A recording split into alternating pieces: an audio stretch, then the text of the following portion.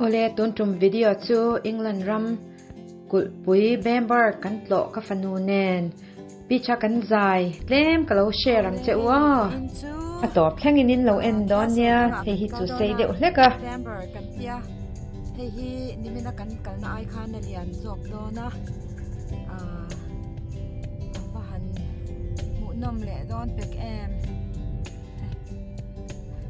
kala cha kom to le mai khi ulang ut to mai le Car coming on the left. no you're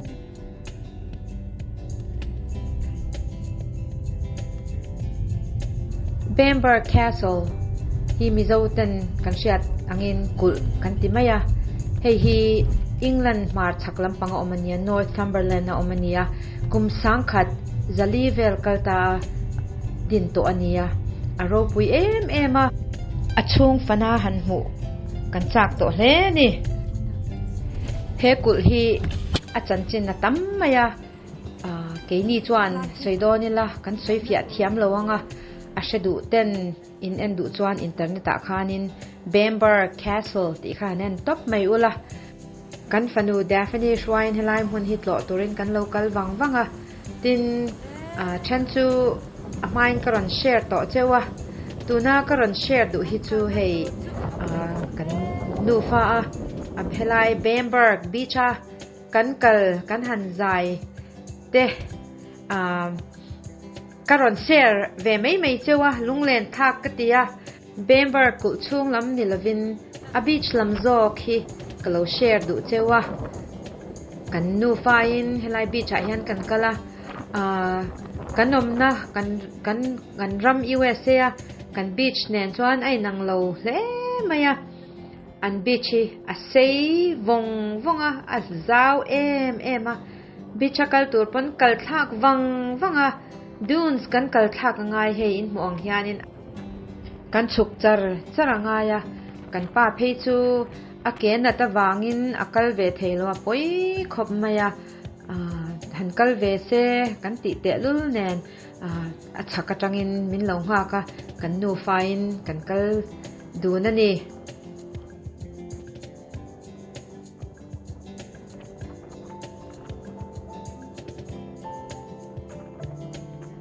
hey bo in ni chu khinai ku akten kan khel do na a exciting khom mai kala cha kom to ko ni se na kina video te kan na se langa kan pa le ka he kul hi arei to ema England a kul lian ber te jingami ani boka a en man hla a ke ni po nuam kan tia kan mi ta tlai tuna chuanin beach lama lo focus to photila he ka fanu ne na helai beach zau em mai a hianin gitar pakhat kengin kan chuk thaveya helai beach a hianin zai ve reng kan tia kan nu fain beach te hi amoin an azawin anuama chuwang chuanin hei in muang hianin thli hi athona se ema zai po zai hei theilawa amai ro chu kan nu fain kan tia ti ve reng ang kan tia anna le mon nal loe mo a try mo thaloe mo helai Bamburgh beach a hianin zai ve reng ang kan tia kan han in sang pherdu na ni hi Daphne pa local thailo wang hianin hei ka fanu nen cameraman te kan hanin ni choka amai ro chu van ni thak takin it's in tune pakhathi locala tha te min ron lak sakta kan nom ema ei ke po not easy right har sa em chungin kan zai hi lo ngai thave mai te u ka hla hlui ho te kan ngai tua chuak hloma medley ang devin a sang te kan saveya zai ero chu a har ema amai ro chu tiga nge he huna hian kan local le thiang ni bo hriat lo ni wangin zai ve shimani anal em he chu ni chuang lawa ma se a hun hi lunglen thak ema a history ngai tua phei chuanin he mon hian kalung hi te le ngoi ngoi ani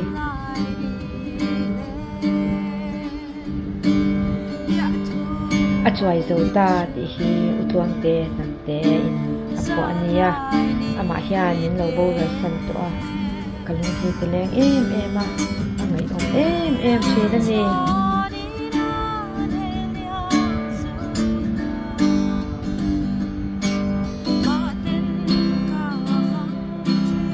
he la hi sang khazakwa somriat pakhat Mizoram Beat and Music Contest a khanin kasa a hemitum hian AR Lamoala contest kha nei ani a chuta chuanin ive mayang Mizoram Kulhpuia pahni na loman kala wanal ruatin pakhat na ala thung ani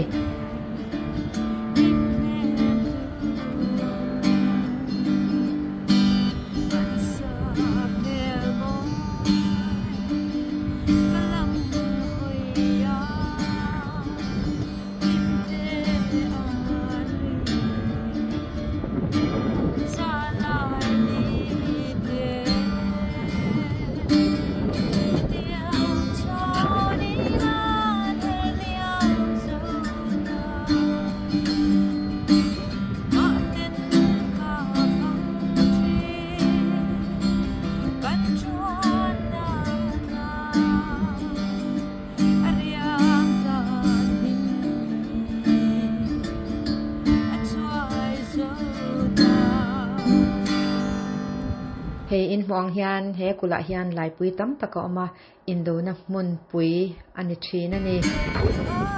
rm khop lai ma hian ti kan chian pa evlan fema na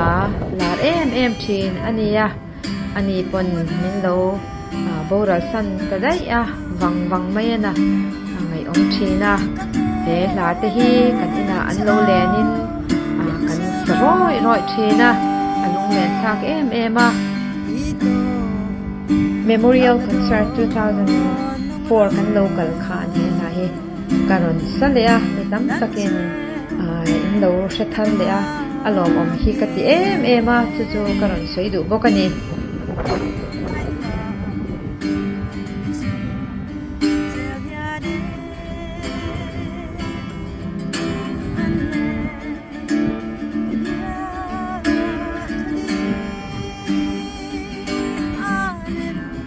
Mike tel lawa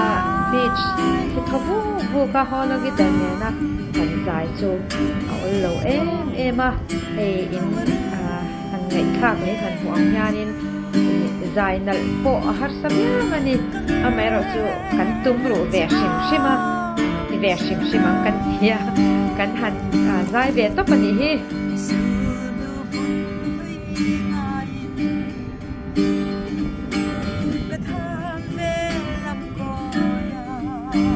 he la su nu mun hui he utuang te nam te in dana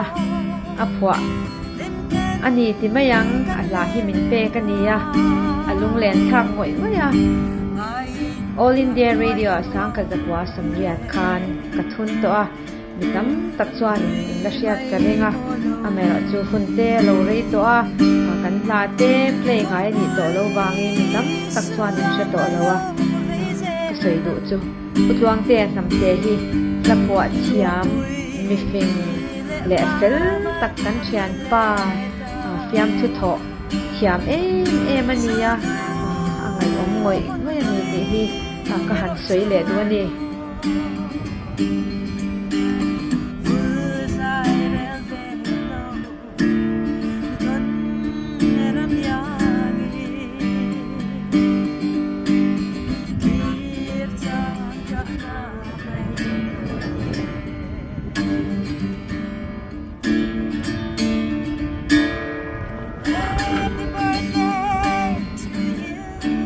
Happy birthday ti po hi utuang te sam te u pilal kungi MCS tana apo ania hen ha hi a special em All India Radio sang ka zakwa sinja khan ka thuna he la hi Bilal Kungi birthday ani to chuanin ina birthday lo min ning takin dai hawa birthday te kan lom chin ani kun hi local dela tam takin wal min yak sana yan la te sur du te chu ala om ren chin sia nung hi leng du chin khop mai sui bắc lâu mây la dâu tây mi lung lên thì cắn đi á sẽ thiam về thấu mây ăn chú sui bắc ngay là vin mây ăn ô he là hi a travel ngồi thì pilal sang zua đi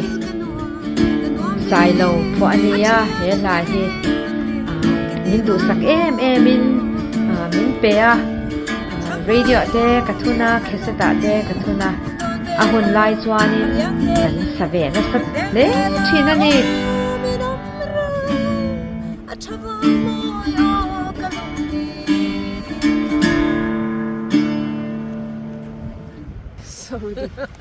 hey kan in cheina hi bichakal na chia ni lawa chu wang chuanin ka fan loin an soi sel je zokani hi Bicha boot nen ikal mintiani chu in huang hianin tuna chuanin low tide ani wang hianin helai beach zong hi tui kha akam thaveka tlai lama chuan helai hianin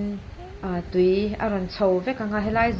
zong hi aron chim vek don ani Yeah, let's go. hey ka fanu nen kan han zai dun ve Sindon ani hi kan hasiat dun pakhat ama pon kan lo sak dun to kan han ti ve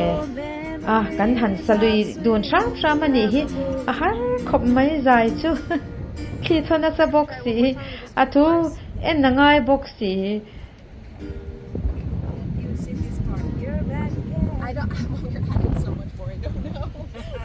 I'm like just learning it by my ear right now.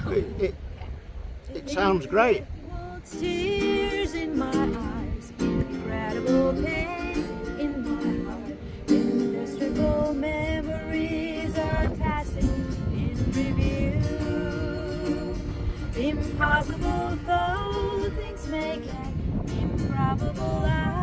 forget. Indelible memories of sweet. eng pon hi se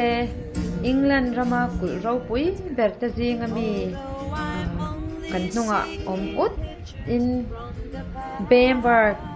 Kulhpui kan nufain kan hanzai ve reng hi anuam kan ti ve shima ro pui po kan ti ya ka soi ang khanin khuna nge kan kal le ang po kan soi ni mai theya kan le te chu kan ka cha ka pon se kan tu kan han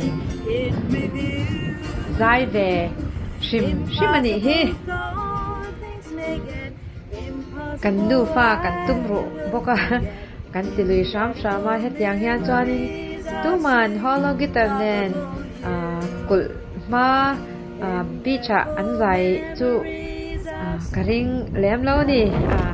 kan han ti ve shimani kan nu fa in Lovely. That's lovely. Ole kati zong kha tuna kalo share thei che chu ania in lo enjoy venge ka be say thank you so much and God bless.